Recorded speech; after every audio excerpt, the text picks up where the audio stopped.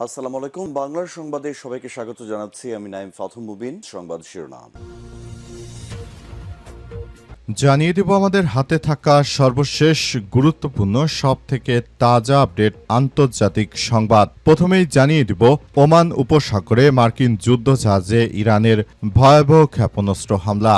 Oman উপসাগরে মার্কিন যুক্তরাষ্ট্রের কয়েকটি অত্যাধুনিক ডেস্ট্রয়ার যুদ্ধজাহাজকে লক্ষ্য করে আজ কয়েক দফায় হামলা চালিয়েছে ইরানের নৌবাহিনী। তেহরানের পক্ষ থেকে অভিযোগ করা হয়েছে যে আক্রান্ত মার্কিন যুদ্ধজাহাজগুলো ইরানি বাণিজ্যিক জাহাজের বিরুদ্ধে পরিচালিত বিভিন্ন আক্রমণাত্মক হামলার পেছনে জড়িত ছিল, তাই এই জাহাজগুলো লক্ষ্য করে ইরান এই ভয়াবহ আক্রমণ চালিয়েছে। এরপর জানাবো নিজেকে গ্রেটেস্ট অ্যাট্রাকশন ঘোষণা করলেন যুক্তরাষ্ট্রের প্রেসিডেন্ট ডোনাল্ড ট্রাম্প। মার্কিন প্রেসিডেন্ট ডোনাল্ড ট্রাম্প আবারও সামাজিক যোগাযোগ মাধ্যম ট্রুথ সোশ্যালে নিজেকে নিয়ে একটি আলোচিত মিম শেয়ার করেছেন, যা বিশ্বজুড়ে আলোচনার জন্ম দিয়েছে। এবার তিনি ব্রিটিশ সিক্রেট এজেন্ট জেমস বন্ডের আইকনিক আদলে ভক্তদের মাঝে হাজির হয়েছেন এবং নিজেকে পৃথিবীর সবথেকে বড় আকর্ষণ হিসেবে ঘোষণা করেছেন। এবারে জানাবো লেবাননের সঙ্গে যুদ্ধবিরতি অলীক কল্পনা, বললেন দখলদার ইসরায়েলের মন্ত্রী। লেবাননের সঙ্গে হওয়া যুদ্ধবিরতির চুক্তির তীব্র সমালোচনা করেছেন ইসরায়েলের কঠোর মন্ত্রী, জাতীয় নিরাপত্তা মন্ত্রী ইতামার বেন গভির। যুক্তরাষ্ট্রের মধ্যস্থতা হওয়া চুক্তির সমালোচনা করে তিনি বলেছেন, কোনো অবস্থাতেই আমরা লেবাননে হামলা বন্ধ করব না। এদিকে ৮,০০০ কর্মকর্তাকে বরখাস্তের আদেশে স্বাক্ষর করলেন ডোনাল্ড ট্রাম্প। হোয়াইট হাউস এবং অফিস অব পার্সোনেল ম্যানেজমেন্ট বা এপিএম কর্তৃক প্রকাশিত এই আদেশের মাধ্যমে মূলত সরকারের নীতি নির্ধারণে প্রভাব বিস্তারকারী জ্যেষ্ঠ কর্মকর্তাদের চাকরিগত সুরক্ষা কেড়ে নিলেন মার্কিন যুক্তরাষ্ট্রের প্রেসিডেন্ট ডোনাল্ড ট্রাম্প। তিনি মূলত যেসব কর্মকর্তারা সবথেকে বেশি বেতনে চাকরি করেন তাদেরকে চাকরি থেকে ছাঁটাই করার সিদ্ধান্ত নিয়েছেন। এতে যুক্তরাষ্ট্রের অনেক নাগরিকই চরম বিপাকে পড়ল। এবং সর্বশেষ জানাবো প্রধানমন্ত্রীর সভাপতিত্বে বন্ধ কলকারখানা চালু সংক্রান্ত সভা অনুষ্ঠিত। প্রধানমন্ত্রী তারেক রহমানের সভাপতিত্বে শিল্প মন্ত্রণালয়ের আওতাধীন বন্ধ কলকারখানা চালু এবং ব্যবস্থাপনা সংক্রান্ত এক সভা অনুষ্ঠিত হয়েছে।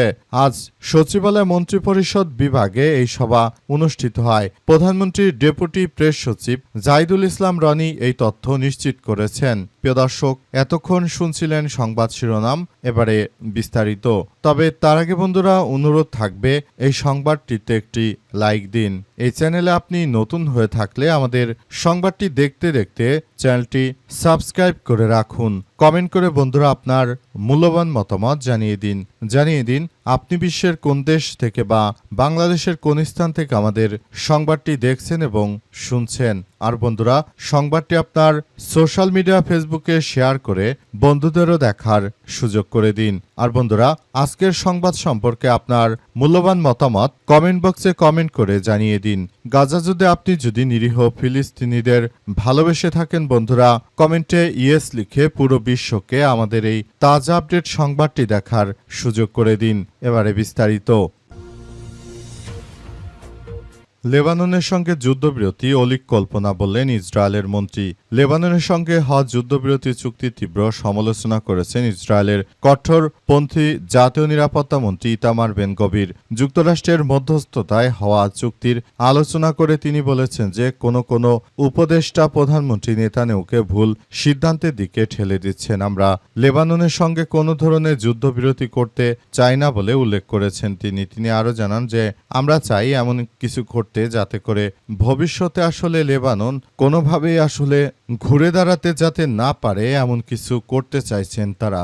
সুতরাং এজন্য তারা মূলত এই ধরনের কিছু কার্যক্রম সামনে নিয়ে এসেছেন। অর্থাৎ মার্কিন যুক্তরাষ্ট্রের প্রেসিডেন্ট ডোনাল্ড ট্রাম্প জানালেও এই যুদ্ধবিরতি করতে কোনোভাবেই রাজি হচ্ছে না জায়নবাদী ইসরায়েলি বাহিনী। তারা মূলত চাইছে যে লেবাননকে তারা আরেকটি গাজায় রূপান্তর করতে চায়।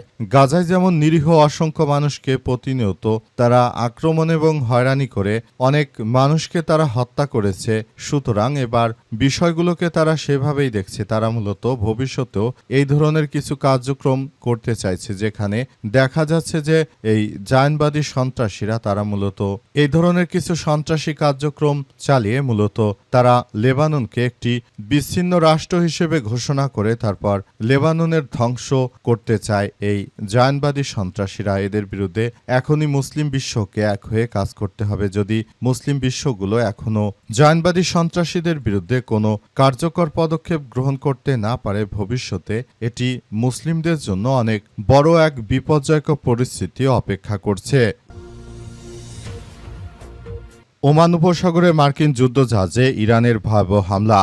ওমান উপসাগরে মার্কিন যুক্তরাষ্ট্রের অত্যাধুনিক ডেস্ট্রয়ার যুদ্ধজাহাজকে লক্ষ্য করে সফল হামলা চালানোর দাবি করেছে ইরানের নৌবাহিনী। তেহরানের পক্ষ থেকে অভিযোগ করে বলা হয়েছে যে এ সংক্রান্ত মার্কিন যুদ্ধজাহাজটি ইরানি বাণিজ্যিক জাহাজের বিরুদ্ধে পরিচালিত বিভিন্ন বৈরী মার্কিন অভিযানের মূল কেন্দ্র হিসেবে কাজ করছিল। তবে ওয়াশিংটন এই দাবি সরাসরি অস্বীকার করে বলেছে যে ইরান সম্পূর্ণ মিথ্যা তথ্য ছড়াচ্ছে। আজ বার্তা সংস্থা আনাদুলুর প্রতিবেদনে বলা হয়েছে যে ইরানের নৌবাহিনীর জনসংযোগ কর্মকর্তার পক্ষ থেকে এক বিবৃতিতে জানা গেছে যে ওমান উপসাগরে অবস্থানরত যুক্তরাষ্ট্রের ডেস্ট্রয়ারকে তারা সুনির্দিষ্টভাবে শনাক্ত করেছে এবং মার্কিন যুক্তরাষ্ট্র যে ডেস্ট্রয়ার পাঠিয়েছিল সেই ডেস্ট্রয়ারকে তারা একদম ধূলিসাৎ করে দিয়েছে।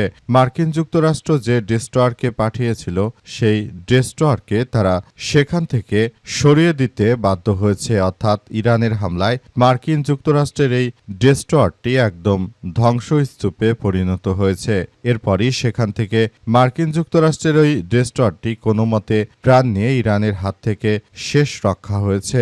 কিন্তু আসলে বিষয়গুলো খুবই গুরুত্বপূর্ণ একটি কার্যক্রম আসলে শুরু হয়েছিল এবং সবকিছু খুবই গুরুত্বপূর্ণ বিষয় হিসেবে আবির্ভূত হয়েছে। ইরান দেখিয়ে দিয়েছে যে তারা আসলে প্রকৃতপক্ষে কি করতে পারে। ৮,০০০ কর্মকর্তাকে বরখাস্তের আদেশ স্বাক্ষর করলেন ডোনাল্ড ট্রাম্প। মার্কিন প্রশাসনের জ্যেষ্ঠ কর্মকর্তাদের বরখাস্ত করার প্রক্রিয়া সহজ করতে একটি নির্বাহী আদেশে স্বাক্ষর করেছে যুক্তরাষ্ট্রের প্রেসিডেন্ট ডোনাল্ড ট্রাম্প, যার ফলে সরকারের সবচেয়ে বেশি বেতন পাওয়া প্রায় ৮,০০০ কর্মকর্তা চাকরিচ্যুতির ঝুঁকিতে পড়লেন। হোয়াইট হাউসের এবং অফিস অব পার্লামেন্ট ম্যানেজমেন্ট কর্তৃক প্রকাশিত এই আদেশের মাধ্যমে মূলত সরকারের নির্ধারিত প্রভাব বিস্তারকারী জ্যেষ্ঠ কর্মকর্তাদের চাকরিগত সুরক্ষা কেড়ে নেওয়া হয়েছে। ক্ষতিগ্রস্ত এই কর্মকর্তাদের বার্ষিক আয় প্রায় $2 লাখ পর্যন্ত। সরকারি সম্পদ নীতিমালা তদারকি সংস্থা অফিস অব পার্সোনেল ম্যানেজমেন্টের পরিচালক স্কট কুপার বলেন, প্রশাসনের নীতিগত অগ্রাধিকারগুলো বাস্তবায়নের আদেশ মেনে কাজ করতে ইচ্ছুক এবং সক্ষম ব্যক্তিদেরকেই নিয়োগ দেওয়া প্রয়োজন। তিনি আরও জানান, আপনার যে কোনো রাজনৈতিক মতামত থাকতে পারে, কিন্তু আপনি যদি সেই মতামতের কারণে প্রশাসনের বৈধ আদেশ ও নীতিগত নির্দেশনা বাস্তবায়নে অনীহা প্রকাশ করেন, তবে সেই প্রক্রিয়ার মাধ্যমে সংশ্লিষ্ট সংস্থাগুলো যে কোনো ব্যক্তিকে ইচ্ছা অনুযায়ী বরখাস্ত করতে পারবে। অর্থাৎ যুক্তরাষ্ট্রের প্রেসিডেন্ট তিনি মূলত চাইছেন যে অতীতে বাইডেন যাদেরকে নিয়োগ দিয়েছে তাদেরকে তিনি সরিয়ে দিতে চান। মূলত এটাই তার প্রকৃত উদ্দেশ্য বলে জানা যাচ্ছে এবং তিনি তার এই উদ্দেশ্য সফল করার জন্য মূলত এই ধরনের কার্যক্রম চালাচ্ছেন বলে এমন তথ্যই নিশ্চিত করেছে বিভিন্ন গণমাধ্যম। নিজেকে গ্রেটেস্ট অ্যাট্রাকশন ঘোষণা করল যুক্তরাষ্ট্রের প্রেসিডেন্ট ডোনাল্ড ট্রাম্প। মার্কিন যুক্তরাষ্ট্রের প্রেসিডেন্ট ডোনাল্ড ট্রাম্প আবারও সামাজিক যোগাযোগ মাধ্যম ট্রুথ সোশ্যালে নিজেকে নিয়ে আলোচিত মিম শেয়ার করে বিশ্বজুড়ে আলোচনার জন্ম দিয়েছেন। তিনি ব্রিটিশ সিক্রেট এজেন্ট জেমস বন্ডের আইকনিক আদলে ভক্তদের মাঝে হাজির হয়েছেন এবং নিজেকে পৃথিবীর সবথেকে বড় আকর্ষণ হিসেবে বর্ণনা করেছেন। অবশ্য নিজেকে বিভিন্ন ঐতিহাসিক ও জনপ্রিয় ব্যক্তিত্বের সঙ্গে তুলনা করেছেন তিনি। সেখানে কাঠের প্যানেলযুক্ত একটি আয়নার সামনে দাঁড়িয়ে থাকা সেই ছবির নিচে জেমস বন্ডের বিখ্যাত কোডনেমের অনুকরণে লেখা ছিল ট্রাম্প 007। কাকতালীয়ভাবে জেমস বন্ড সিরিজের জন্য বর্তমান সম্পূর্ণ নতুন কিছু খুঁজছে প্রযোজনা প্রতিষ্ঠান অ্যামাজন বা MGM এবং অভিনেতা ড্যানিয়েল ক্রেস্টের উত্তরসূরি নির্বাচনের জন্য স্টুডিওতে তারা বিভিন্ন কিছু আসলে নির্ধারণ করার চেষ্টা করছিল এবং তাদের এই উদ্দেশ্য হচ্ছে যে তারা আসলে এমন কিছু করতে চায় যাতে করে আবারও তারা ধারাবাহিকভাবে নতুন কিছু বিশ্ববাসীর সামনে উপস্থাপন করতে পারে, কিন্তু বিষয়গুলো আসলে তারা সেগুলো আসলে সেভাবেই করছে না। তারা পুরো পরিস্থিতিগুলো খুবই গুরুত্ব সহকারে করেছে। মোট বিষয়গুলোকে একটি সুনির্দিষ্ট তথ্যের উপর ভিত্তি করে তারা আবারও একটি চরিত্র নিয়ে কাজ করতে চেয়েছে। বারবারই যুক্তরাষ্ট্রের এই কুখ্যাত ডোনাল্ড ট্রাম্প তিনি নিজেকে এই ধরনের কিছু দাবি করে তিনি সব সময় নিজেকে আলাদাভাবে করার কিছু চেষ্টা করেছেন, কিন্তু ইরানের বিরুদ্ধে যুদ্ধ শুরু করার পর নেতানিয়াহুর ফাঁদে পড়েছে ডোনাল্ড ট্রাম্প। এতে যুক্তরাষ্ট্রে তিনি নিজে ধরাশায়ী হয়েছেন।